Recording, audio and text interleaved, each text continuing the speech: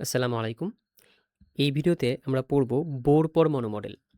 তো ১৯১১ সালে রাদারফোর্ড যেই পরমাণু মডেলগুলো দিয়েছিলেন, এর উপরে কিছু ত্রুটি উত্থাপিত হয়েছিল। এই ত্রুটিগুলো বিজ্ঞানী বোর তিনি এটা সংশোধন করেন। সংশোধন করে ১৯১৩ সালে অর্থাৎ রাদারফোর্ডের ২ বছর পর ১৯১৩ সালে এই বিজ্ঞানী নিলস বোর তিনি তার বিখ্যাত বোর পরমাণু মডেল প্রদান করেন। তিনি একটা পরমাণু মডেল প্রদান করেন, যেটা কি বোর পরমাণু মডেল নামে পরিচিত। রাদারফোর্ডটা ছিল সোলার সিস্টেম মডেল এবং তারটা হচ্ছে বোর পরমাণু মডেল। তিনি এখানে কি করেন? তিনি রাদারফোর্ডের পরমাণু মডেলের উপরে যেই বিষয়ের উপরে প্রশ্ন তোলা হয়েছিল, সেইগুলোকে তিনি সংশোধন করেন। রাদারফোর্ডের পরমাণু মডেলে বলা হয়েছিল কি প্রবলেম ছিল? সেখানে বলা হয়েছিল যে রাদারফোর্ড পরমাণু মডেলে ইলেকট্রনগুলো কিভাবে ঘুরবে সেই ধারণা ছিল না। অর্থাৎ শক্তি স্তরের ধারণা ছিল না। বিজ্ঞানী বোর কি করেন? তিনি সেখানে শক্তি স্তরের ধারণা দেন। শক্তি স্তরের ধারণা দেন। শক্তি স্তরের ধারণা দেন।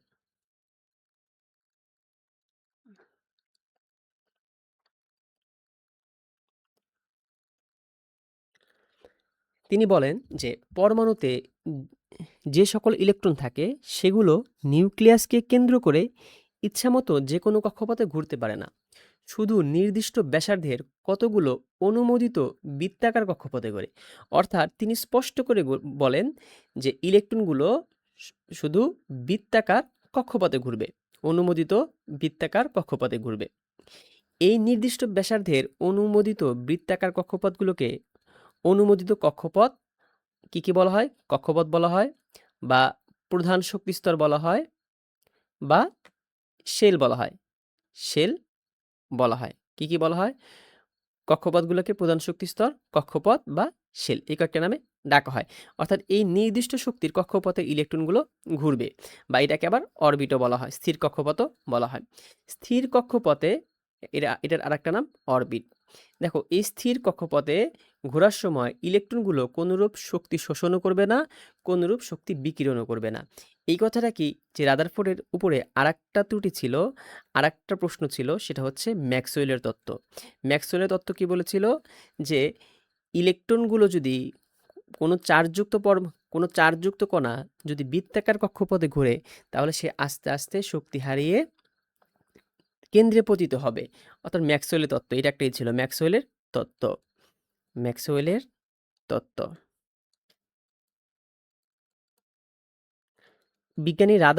বিজ্ঞানী বোর এটা তিনি স্পষ্ট করেন। স্পষ্ট করে বলেন যে স্থির কক্ষপথে ঘোরার সময় ইলেকট্রনগুলো শক্তি শোষণও করবে না, শক্তি বিকিরণও করবে না। তাহলে তিনি তার বিজ্ঞানী বোরের পরমাণু মডেল অনুযায়ী পরমাণুর গঠনটা এমন হবে,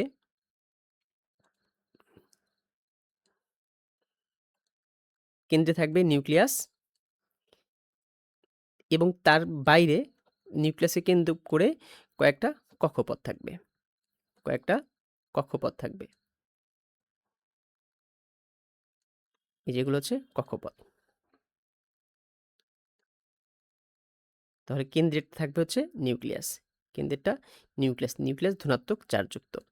এবং নিউক্লিয়াসকে কেন্দ্র করে ইলেকট্রনগুলো এই যে কক্ষপথে ঘুরতে থাকবে। কক্ষপথে ঘুরতে থাকবে। এভাবে ঘুরতে থাকবে।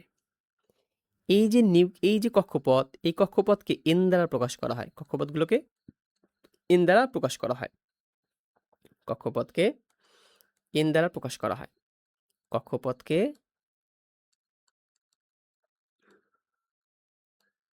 এন দ্বারা প্রকাশ করা হয়।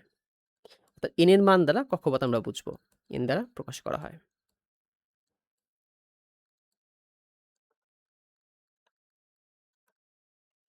তাহলে n = 1 হলে, যেখানে n = 1 হলে প্রথম শক্তিস্তর। প্রথম শক্তিস্তর। প্রথম শক্তিস্তর। এবং প্রথম শক্তিস্তরের নাম হয় কে শেল। কে শেল। তারপর n = 2 হলে, n = 2 হলে সেটাকে আমরা বলবো দ্বিতীয় শক্তিস্তর। এবং দ্বিতীয় শক্তিস্তরের নাম এল শেল। তারপর n ইকুয়াল টু 3 হলে n ইকুয়াল টু 3 হলে সেটা তৃতীয় শক্তি স্তর। তৃতীয় শক্তি স্তর। তৃতীয় শক্তি স্তরের নাম এম শেল। এবং n ইকুয়াল টু 4 হলে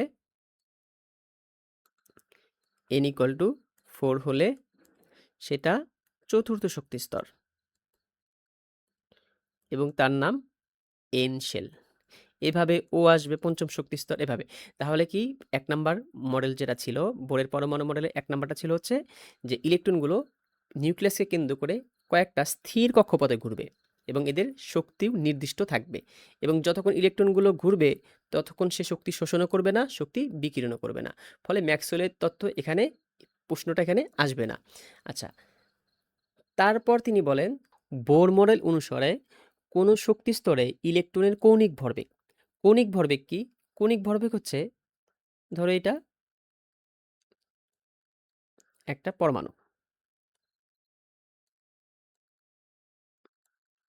পরমাণু মাঝখানে থাকবে হচ্ছে নিউক্লিয়াস। মাঝখানে হচ্ছে নিউক্লিয়াস ধনাত্মক। এবং এই যে ইলেকট্রনগুলো নিউক্লিয়াসকে কেন্দ্র করে বৃত্তাকার কক্ষপথে ঘুরবে। তাহলে এদের একটা কি থাকবে? বেগ থাকবে। নিউক্লিয়াসগুলো ইলেকট্রনগুলোর একটা বেগ থাকবে। তো বেগকে কি দ্বারা প্রকাশ করা হয়? ভি দ্বারা প্রকাশ করা হয়। ভি ইকুয়াল টু বেগ। ভি ইকুয়াল টু বেগ। তারপর ইলেকট্রনগুলো একটা ভর আছে আমরা জানি। এম হচ্ছে ভর। ওই যে 9.1 ইন্টু 10⁻²৮ এটা হচ্ছে ভর। তাহলে এই বেগ এবং ভরকে যদি গুণ করা হয় তাহলে সেটাই হয় ভরবেগ। তাহলে এমভি ইকুয়াল টু ভরবেগ। এমভি ইকুয়াল টু ভরবেগ। ভরবেগ। এবার এটার সাথে দেখো এই নিউক্লিয়াস থেকে প্রত্যেকটা কক্ষপথের একটা দূরত্ব থাকবে এবং এই দূরত্বটা কিন্তু এদের ব্যাসার্ধ। তাহলে এই ভরবেগের সাথে যদি ব্যাসার্ধটা গুণ করা হয় তাহলে সেটা হয় কৌণিক ভরবেগ। তাহলে এম ভি আর সমান হবে কৌণিক ভরবেগ। কৌণিক ভরবেগ। কৌণিক ভরবেগ। বোর বলেন যে এই যে কৌণিক ভরবেগ প্রত্যেকটা ইলেকট্রনের যখন সে ঘুরছে তার একটা কৌণিক ভরবেগ থাকবে। এই কৌণিক ভরবেগ হবে এই কৌণিক ভরবেগ হবে কৌণিক ভরবেগ হবে ভরবেগ হবে h ডিভাইডেড 2 পাই এর 2 পাই এর পূর্ণ সাংখ্যিক গুণিতক। পূর্ণ সাংখ্যিক গুণিতক। পূর্ণ সাংখ্যিক গুণিতক। আচ্ছা, এই জিনিসটা কি? পূর্ণ সাংখ্যিক গুণিতক। গুণিতক মানে তো আমরা জানি, গুণিতক মানে হচ্ছে কোনো কিছু দ্বারা গুণ। তাহলে দেখো কৌণিক ভরবেগ কি? যেটা হচ্ছে কৌণিক ভরবেগ, এটা হচ্ছে কৌণিক ভরবেগ। এই যে এটা কৌণিক ভরবেগ। তাহলে কৌণিক ভরবেগ সমান হবে কৌণিক ভরবেগ সমান হবে কৌণিক ভরবেগ সমান হবে h ডিভাইডেড 2 পাই এর পূর্ণ সাংখ্যিক গুণিতক। মানে কি? পূর্ণ সংখ্যার গুণ হবে। তাহলে পূর্ণ সংখ্যা মানে কি? এই যে n হচ্ছে n যদি হয় তাহলে n ইকুয়াল টু হবে 1 2 3 4। এই যে এগুলো হচ্ছে পূর্ণ সংখ্যা। তাহলে এমভিআর হবে হচ্ছে h ডিভাইডেড 2 পাই এর পূর্ণ সাংখ্যিক। আমরা এখানে সংখ্যাকে n দ্বারা প্রকাশ করলাম। তাহলে এমভিআর ইকুয়াল টু হবে nh ডিভাইডেড 2 পাই, যেখানে n হবে হচ্ছে 1 2 3 4 পূর্ণ সংখ্যা। এখানে n কি? এখানে n হচ্ছে ওই যে কক্ষপথ সংখ্যা, যেই কক্ষপথে ইলেকট্রনটা আমরা নিচ্ছি, যেই কক্ষপথের ইলেকট্রনের কৌণিক ভরবেগ বের করব আমরা, সেই কক্ষপথ নাম্বার। কক্ষপথ নাম্বার। কক্ষপথ নাম্বার। তাহলে আমরা বুঝে গেলাম যে কৌণিক ভরবেগ হবে, কৌণিক ভরবেগের সূত্র হবে nh ডিভাইডেড 2 পাই, যেখানে n হচ্ছে কক্ষপথ নাম্বার, h হচ্ছে তোমার হচ্ছে h আমরা এখনো জানি না, 2 পাই মানে আমরা জানি। পাই কত? পাই হচ্ছে 3.1416। 3.1416 এটা আমরা জানি। আচ্ছা, তারপর আর কি আছে? এবং লাস্টে আছে এইচ। এইচ হচ্ছে প্লাঙ্কের ধ্রুবক। এইচ হচ্ছে প্লাঙ্কের ধ্রুবক। এইচ হচ্ছে প্লাঙ্কের ধ্রুবক, এবং এই মানটা আমাদের মুখস্থ করা লাগবে। প্লাঙ্কের ধ্রুবক, প্লাঙ্কের, এবং এটা কোত্থেকে আসছে এটা আমরা একটু বড় ক্লাসে বুঝবো। প্লাঙ্কের ধ্রুবক, আচ্ছা, এবং এর একটা মান আছে। এর মানটা হচ্ছে মুখস্থ মান 6.626 ইন্টু 10⁻⁻34 জুল সেকেন্ড। এটা একক সহ মুখস্থ রাখা লাগবে এমসিকিউর জন্য। একক সহ মুখস্থ থাকতে হবে, মুখস্থ। এর আরেকটা একক আছে, এই জুল সেকেন্ড। এই প্লাঙ্কের ধ্রুবকের আরেকটা একক হচ্ছে জুল সেকেন্ড, অথবা এককটা আরেকটা একক হয়, সেটা হচ্ছে metre square KG per second. এই এককটা আরেকটা একক হইতে পারে metre square KG per second. এই এককও অনেক সময় এমসিকিউতে দিয়ে দেয় যে প্লাঙ্কের ধ্রুবকের একক কি। একটা হয় জুল সেকেন্ড আর একটা হয় metre square KG per second. তাহলে দেখো এখানে কি কি আমরা পেলাম। এখানে কৌণিক ভরবেগ ইকুয়াল টু হবে NH ডিভাইডেড 2π। NH ডিভাইডেড 2π, এটা হচ্ছে আমাদের সূত্র। আচ্ছা, যেখানে এম হচ্ছে ভর, কার ভর? ইলেকট্রনের ভর। এখানে এম হচ্ছে কার ভর? ইলেকট্রনের ভর। এটা হচ্ছে ইলেকট্রনের ভর। যেহেতু আমরা ইলেকট্রন নিয়ে কাজ করছি, এটা ইলেকট্রনের ভর। ইলেকট্রনের ভর, ইলেকট্রনের ভর। বেগ হচ্ছে ওই যে ইলেকট্রনের বেগ। কার বেগ? ইলেকট্রনের বেগ। যেহেতু আমরা এখানে ইলেকট্রন নিয়ে কাজ করছি, ইলেকট্রনের কৌণিক ভরবেগ বের করছি। তারপর এম আর হচ্ছে এই যে তোমার ইয়ে থেকে একদম কেন্দ্র থেকে ওই ইলেকট্রনের যে ওই যে কক্ষপথ, তার দূরত্ব বা ব্যাসার্ধ। আচ্ছা, এবার আমাকে যদি বলে যে দ্বিতীয় দ্বিতীয় দ্বিতীয় শক্তি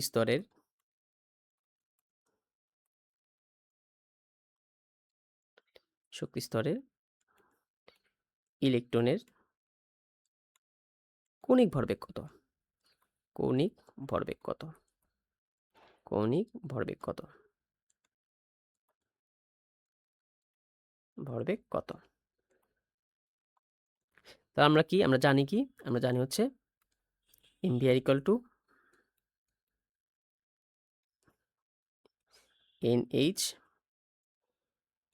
nh ডিভাইডেড 2π, বা mvr ইকুয়াল টু, তাহলে এখানে n হচ্ছে কত? এই যে দ্বিতীয় শক্তি স্তর মানে n ইকুয়াল টু 2, তাহলে 2h ডিভাইডেড 2π, এখানে 2 কাটা থাকবে হচ্ছে h ডিভাইডেড পাই। এইচ এর মান আর পায়ের মানটা বসালে কিন্তু আমরা দ্বিতীয় শক্তি স্তরের জন্য কৌণিক ভরবেগ পেয়ে যাব। আচ্ছা, এবার চলো আমরা এই রিলেটেড দু একটা প্রবলেম সলভ করি। দেখো, এটা সিলেট বোর্ড 2024-এ গ নাম্বার। দেখো চিত্র 1-এর, এই যে এটা হচ্ছে চিত্র 1, চিত্র 1, চিত্র 1-এর সর্বশেষ শক্তি স্তরে বিদ্যমান একটি ইলেকট্রনের কৌণিক ভরবেগ নির্ণয় করো।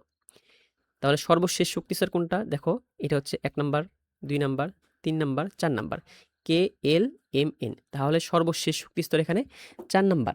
তাহলে আমরা জানি এখানে কি n ইকুয়াল টু 4, এখানে n ইকুয়াল টু 4, 4। তারপর আর কি কি জানি? h ইকুয়াল টু জানি, h ইকুয়াল টু 6.626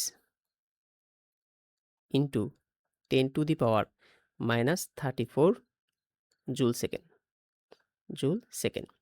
তারপর পাই ইকুয়াল টু জানি 3.1416। আমাদের বের করা লাগবে কার মান? কৌণিক ভরবেগের মান। কৌণিক ভরবেগ কি? mvr। mvr ইকুয়াল টু হট। তাহলে কি আমরা জানি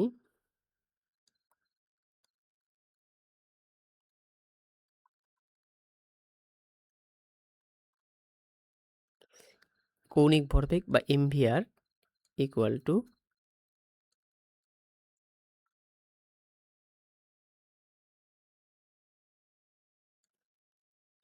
nh ডিভাইডেড 2π, nh ডিভাইডেড 2π, বা মানগুলো বসাবো mvr ইকুয়াল টু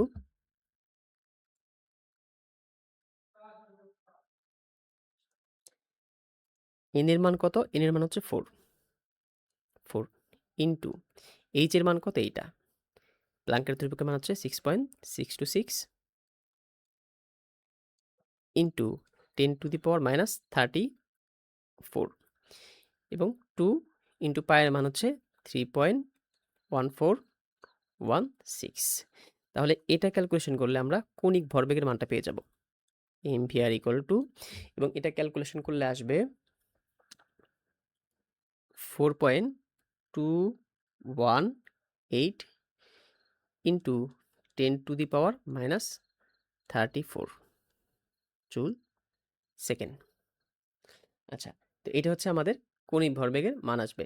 তো আমরা এটা কিন্তু খুব সহজেই সলভ করে ফেলতে পারি আমরা এই রিলেটেড প্রবলেমগুলা। আচ্ছা, আমরা আরেকটা ম্যাথ করব এই রিলেটেড। দেখো, এটা হচ্ছে দিনাজপুর বোর্ড 2024। দিনাজপুর বোর্ড 2024 কি বলেছে দেখো, বি মডেলের, তাহলে এটা হচ্ছে বি, এটা হচ্ছে বি। বি মডেলের সর্বশেষ শক্তি স্তরে ইলেকট্রনের কৌণিক ভরবেগ নির্ণয় করো। তাহলে বি মডেলের দেখো এখানে একটা আর দুইটা শক্তি স্তরই আছে, তাই না? একটা দুইটা। তাহলে এর অর্থাৎ 2 নং শক্তি স্তরের ইলেকট্রনের কৌণিক ভরবেগের কথা বলা হয়েছে। তাহলে আমরা খুব সহজেই পারবো n ইকুয়াল টু, এখানে হবে 2 নম্বর শক্তি স্তর, n equal to 2, h equal to আগের মতো 6.626 ইন্টু 10⁻³ জুল সেকেন্ড। তারপর আর কি জানি, পায়ের মান জানি 3.1416 এবং কৌণিক ভরবেগ ইকুয়াল টু হট। তাহলে আমরা জানি কি, আমরা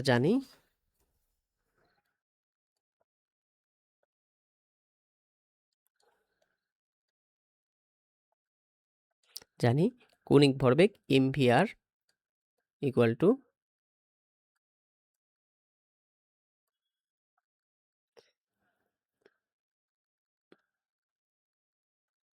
nh ডিভাইডেড 2 পাই, nh ডিভাইডেড 2 পাই, বা মানগুলো বসাবো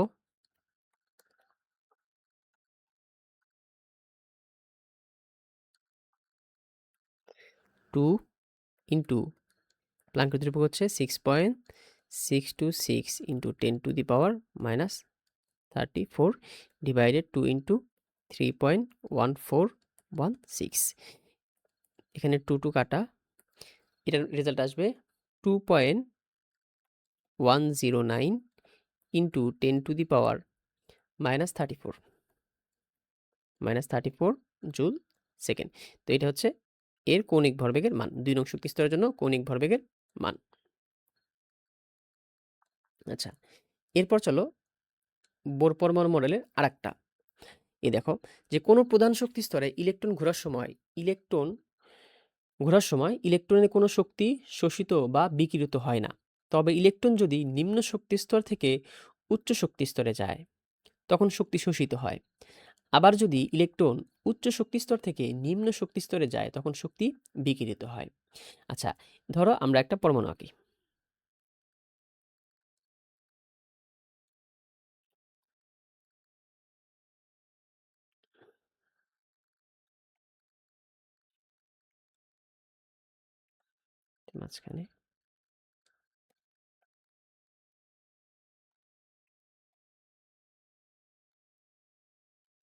মাঝখানে থাকবে নিউক্লিয়াস, ধনাত্মক, এটা নিউক্লিয়াস।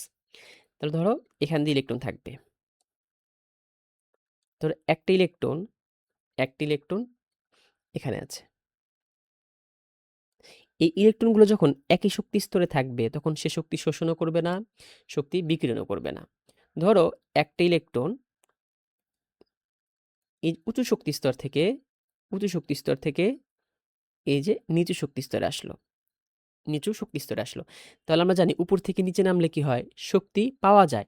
তাহলে কি করবে, উঁচু শক্তি স্তর থেকে নিচু শক্তি স্তরে আসলে শক্তি সে বিকিরণ করবে। কি করবে, উঁচু শক্তি স্তর থেকে নিচু উচ্চ শক্তি স্তর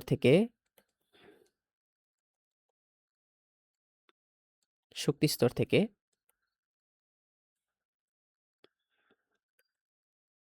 নিম্ন শক্তি স্তর সে কি করবে? শক্তি বিকিরণ করবে। শক্তি বিকিরণ করবে। শক্তি বিকিরণ।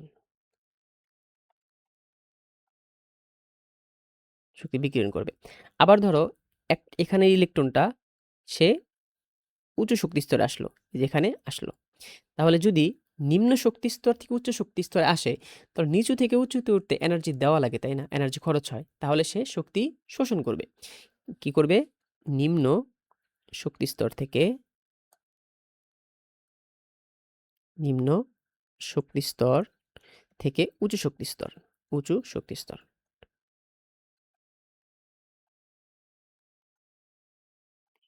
উচ্চ শক্তি স্তরে গেলে কি করবে? শক্তি শোষণ করবে। শক্তি শোষণ করবে। শক্তি শোষণ করবে। শোষণ করবে। আচ্ছা, যদি শক্তি বিকিরণ করে তাহলে এখানে বিকিরণ বর্ণালী সৃষ্টি হয়। বিকিরণ বর্ণালী সৃষ্টি হয়। বিকিরণ বর্ণালী সৃষ্টি হয়। বিকিরণ বর্ণালী। বিকিরণ বর্ণালী। বিকিরণ বর্ণালী সৃষ্টি হয়। আর শক্তি যদি শোষণ করে তাহলে শোষণ বর্ণালী সৃষ্টি হয়। শোষণ বর্ণালী সৃষ্টি হয়। এই শোষণ বর্ণালী কালো, এটা দেখা যায় না, কিন্তু এই বিকিরণ বর্ণালী এটা দেখা যায়। এটা দেখা যায়। এই যে এক শক্তি স্তর থেকে আরেক শক্তি স্তরে যাচ্ছে, যখন উচ্চ শক্তি স্তর থেকে নিম্ন শক্তি স্তরে লাফিয়ে পড়ছে, তখন এনার্জি বা শক্তি যে বিকিরণ হচ্ছে, আবার এখান থেকে উপরে উঠলে শক্তি যে শোষণ হচ্ছে, এই যে শোষিত বা বিকিরিত শক্তির পরিমাণ, এটা হবে, এরা যদি ১ নম্বর শক্তি স্তর হয় এবং এখানে যদি এর শক্তি যদি হয়, E1 হয়, আর ২ নম্বর শক্তি স্তরের শক্তি যদি E2 হয়, তাহলে এই যে এদের যে শক্তির পরিমাণ ডেল ই হবে, ডেল ই হবে কি? E2 মাইনাস E1, তাই না? E2 minus E1। তাহলে এদের যে শক্তির পরিবর্তন, এই শক্তির পরিবর্তনটা হবে হচ্ছে ডেল ই ইকুয়াল টু হবে এইচ নিউ। H new. এই নিউ কি? এই নিউ হচ্ছে কম্পাঙ্ক। এই যে ইলেকট্রনগুলো এখান থেকে এখানে পড়ছে, তার কি একটা বর্ণালী সৃষ্টি হচ্ছে। এই বর্ণালীর জন্য কি তরঙ্গ দৈর্ঘ্য আছে বা কম্পাঙ্ক আছে বা ফ্রিকোয়েন্সি আছে। এই নিউ হচ্ছে, এই নিউ কেবল হচ্ছে সেই কম্পাঙ্ক। নিউ কেবল হচ্ছে কি? কম্পাঙ্ক। কম্পাঙ্ক। কম্পাঙ্ক। তাহলে এই যে শোষিত বা বিকিরিত শক্তি, এটা হয় হচ্ছে এইচ নিউ এর পরিমাণ। এইচ নিউ এর পরিমাণ। যেখানে এইচ হচ্ছে কি? প্লাঙ্কের ধ্রুবক, একটু আগে আমরা পড়েছি। আর নিউ হচ্ছে কি? এর কম্পাঙ্ক। এই সূত্রটাকে আরেকভাবে লেখা যায়। আরেকভাবে লেখা যায় del E equal to H C divided lambda. যেখানে এই ল্যামডা হচ্ছে ল্যামডা ল্যামডা হচ্ছে তরঙ্গ দৈর্ঘ্য। ওই যে যেই বিকিরণ বর্ণালী সৃষ্টি হচ্ছে, ওই বর্ণালীর তরঙ্গ দৈর্ঘ্য থাকবে একটা, সেই তরঙ্গ দৈর্ঘ্য। আর সি কি? সি আলোর বেগ। সি হচ্ছে আলোর বেগ। তাহলে এই ছিল হচ্ছে বোর পরমাণু মডেলের মূল কথা। তাহলে এই সূত্র দিয়েও বিভিন্ন ম্যাথ করা যায়। এটা হয়তো এই এসএসসিতে নাই, এটা হয়তো বড় ক্লাসে আছে এটা। আচ্ছা, তো এই ছিল হচ্ছে বোর পরমাণু মডেল। তাহলে আসো বোর পরমাণু মডেলের সাফল্য কি? বোর পরমাণু মডেলের ১ নাম্বার সাফল্য হচ্ছে এখানে কি নির্দিষ্ট আকারের শক্তি স্তরের কথা বলা হয়েছে। শক্তি স্তরের কথা বলা হয়েছে। যেটা রাদারফোর্ড পরমাণু মডেলে ছিল না। ২ নাম্বার কি? যে বোর পরমাণু মডেলে বলা হয়েছে পরমাণু শক্তি শোষণ করলে ইলেকট্রন নিম্ন শক্তি স্তর থেকে উচ্চ শক্তি স্তরে ওঠে। আবার শক্তি বিকিরণ করলে ইলেকট্রন উচ্চ শক্তি স্তর থেকে নিম্ন শক্তি স্তরে নেমে আসে। এক্ষেত্রে বিকিরণ বর্ণালী সৃষ্টি হয়, আর শক্তি শোষণ করলে শোষণ বর্ণালী সৃষ্টি হয়। এটা হচ্ছে সাফল্য। তারপর কি? তারপর আসে হচ্ছে বর্ণালী। দেখো, বোরের পরমাণু মডেল অনুসারে এক ইলেকট্রন বিশিষ্ট পরমাণু হাইড্রোজেনের বর্ণালী ব্যাখ্যা করা যায়। কিভাবে ব্যাখ্যা করা যায়? দেখো, হাইড্রোজেনের একটা ইলেকট্রন আছে, তাই না? এটা হচ্ছে হাইড্রোজেন। এটা হাইড্রোজেন। ধরো একটা কক্ষপথ দিলাম, আরেকটা কক্ষপথ দিয়ে দিই। ধরো হাইড্রোজেনের এটা হচ্ছে তার নিউক্লিয়াস, এখানে একটা ইলেকট্রন আছে। তো কোনো সময় সে যদি ইলেকট্রনটা এখানে যায়, তাহলে কি শক্তি শোষণ করে এখানে উচ্চ শক্তি স্তরে লাফ দিল। আবার কি করে, যে ধরো এখান থেকে আবার সে এখানে চলে আসলো, লাফ দিয়ে নিচু শক্তি স্তরে চলে আসলো। তাহলে কি উচ্চ থেকে নিম্ন শক্তি স্তরে আসলে, উচ্চ থেকে নিম্ন শক্তি স্তরে আসলে, নিম্ন শক্তি স্তরে আসলে আমরা জানি কি বিকিরণ বর্ণালী সৃষ্টি হয়। কি বিকিরণ বর্ণালী সৃষ্টি হয়। বিকিরণ বর্ণালী। বিকিরণ বর্ণালী কি, ধরো এই যে ইলেকট্রনটা উপর থেকে নিচে আসলো, তাহলে সে এনার্জি ছড়ায়, শক্তি ছড়ায়। সেই শক্তিটা আলো আকারে দেখা যায় এবং এর কি এক নির্দিষ্ট বর্ণ আছে। এগুলোকে বলে বিকিরণ বর্ণালী। অর্থাৎ সে যেই বর্ণগুলো আলো আকারে ছড়াবে। এই যে দেখো, এটা হচ্ছে কি হাইড্রোজেনের, যদি হাইড্রোজেনের বিকিরণ বর্ণালী। হাইড্রোজেনের একটা ইলেকট্রন যদি উচ্চ শক্তি স্তর থেকে নিম্ন শক্তি স্তরে আসে, তাহলে এই যে বর্ণালী, এই যে এমন দেখা যাবে, পরমাণুর ভিতরে এমন দেখা যাবে। এইগুলোকে বলে বিকিরণ বর্ণালী। তাহলে বোর পরমাণু মডেল অনুসারে কি করা যায়? হাইড্রোজেনের বিকিরণ বর্ণালী, এটা একটু মনে রাখতে হবে। এক ইলেকট্রন বিশিষ্ট পরমাণুর বা হাইড্রোজেনের কি বর্ণালী ব্যাখ্যা করা যায়। এটা একটা বোর পরমাণু মডেলের সাফল্য। এবার আসো বোর পরমাণু মডেলের সীমাবদ্ধতা কি। সীমাবদ্ধতা হচ্ছে যে বোর মডেলের সাহায্যে এক ইলেকট্রন বিশিষ্ট পরমাণুর পারমাণবিক বর্ণালী ব্যাখ্যা করা যায়, কিন্তু একাধিক ইলেকট্রন বিশিষ্ট পরমাণুর বর্ণালী ব্যাখ্যা করা যায় না। তাহলে বোর পরমাণু মডেল অনুসারে কি করা যায়, যে এক ইলেকট্রন বিশিষ্ট পরমাণু বা আয়নও ব্যাখ্যা করা যেতে পারে। তাহলে বোর পরমাণু মডেল অনুসারে কার কার ব্যাখ্যা করা যায়? বোর মডেল অনুসারে মডেল অনুসারে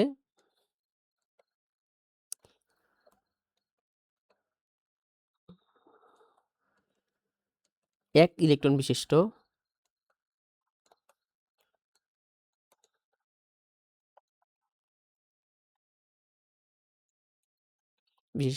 পরমাণু বা আয়নের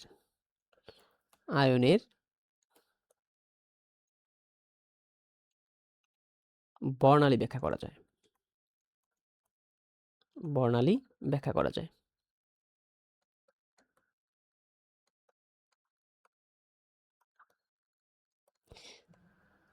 তার কার কার করা যাবে? হাইড্রোজেনের করা যাবে। হাইড্রোজেনের একটা ইলেকট্রন, হাইড্রোজেনের করা যাবে। তাহলে হাইড্রোজেন 1, 1 is 1। তাহলে হাইড্রোজেনের পরমাণু মডেলের ব্যাখ্যা করা যাবে, হাইড্রোজেনের বর্ণালী ব্যাখ্যা করা যাবে। তারপর দেখো helium plus. Helium plus, helium হচ্ছে প্লাস। তাহলে হিলিয়ামের কি 2, তাই না?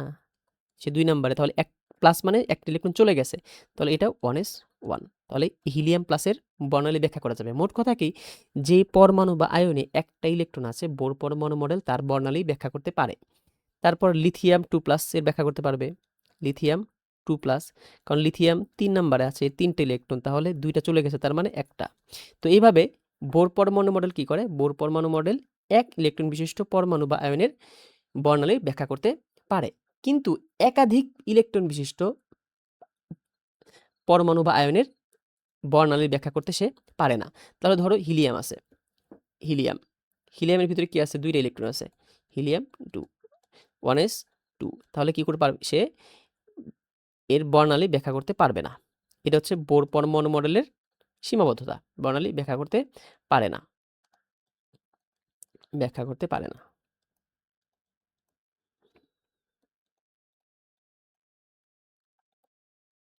এরপর আসো যে বোরের পারমাণবিক মডেল অনুসারে এক শক্তি স্তর থেকে ইলেকট্রন অন্য শক্তি স্তরে গমন করলে পারমাণবিক বর্ণালীতে একটি রেখা পাবার কথা, কিন্তু শক্তিশালী যন্ত্র দিয়ে পরীক্ষা করলে দেখা যায় প্রতিটি রেখা অনেকগুলো ক্ষুদ্র ক্ষুদ্র রেখার সমষ্টি।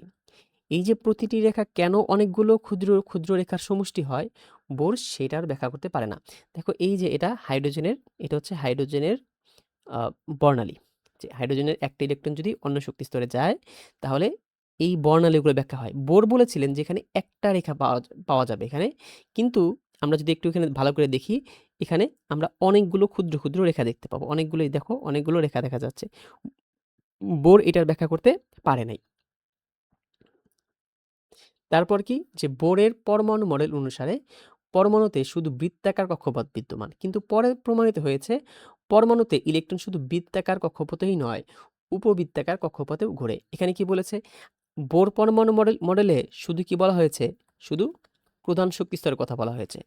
প্রধান শক্তি স্তরের কথা বলা হয়েছে। প্রধান শক্তি স্তর। কিন্তু এরপরে কিন্তু আরো উপশক্তি স্তর আবিষ্কার হয়েছে। উপশক্তি স্তর। উপশক্তি স্তর। এই যে উপশক্তি স্তরের কথা বোর পরমাণু মডেলে বলা হয় নাই। উপশক্তি স্তর কি, কি? উপশক্তি স্তরের মধ্যে আছে হচ্ছে এস, তারপরে পি, তারপরে হচ্ছে ডি, তারপরে এফ। এগুলোর কথা বোর পরমাণু মডেলে বলা হয়নি। এগুলো হচ্ছে বোর পরমাণু মডেলের সীমাবদ্ধতা।